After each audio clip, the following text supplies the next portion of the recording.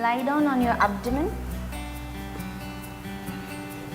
Stretch your hands forward, your legs out. Lengthen your spine. Feel someone is pulling your hands forward and then your leg back. Stretch nicely. Now inhale, lift your right leg up and then your left hand up.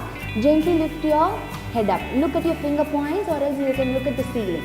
Stay here for 5 to 6 breaths. Exhale down. Again repeat it with your other side. Point your toes. Exhale down. Now place your palms side of your shoulders. We'll be doing Ardha Shalabhasana.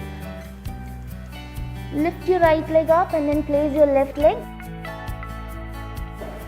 Your chin up, or else you can lift your chin slightly up.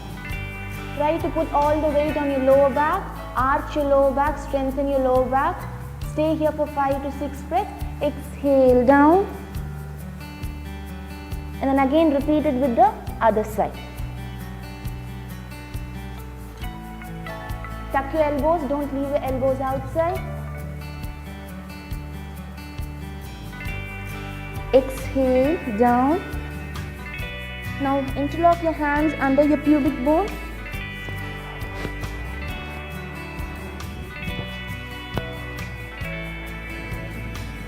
Tuck your toes inside. Lift both the legs up and then your neck up. Nice strengthening for your lower back. Your lower abdomen squeezes to a greater extent. Keep breathing. Exhale down.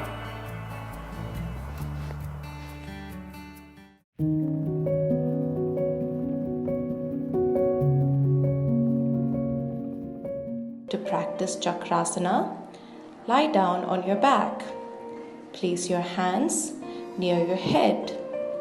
Slowly start to come up and get the crown of your head to touch the mat. Start to rise up and feel the stretch. As you practice with time, try and get your head more out. As you practice more, you can come up from your feet to your toes.